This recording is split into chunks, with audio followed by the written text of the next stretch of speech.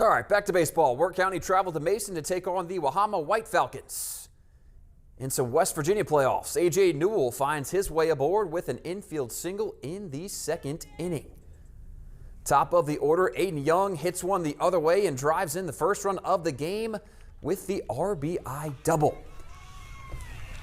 Now 2 outs. Runner on first for Wirt County here. They're at the plate.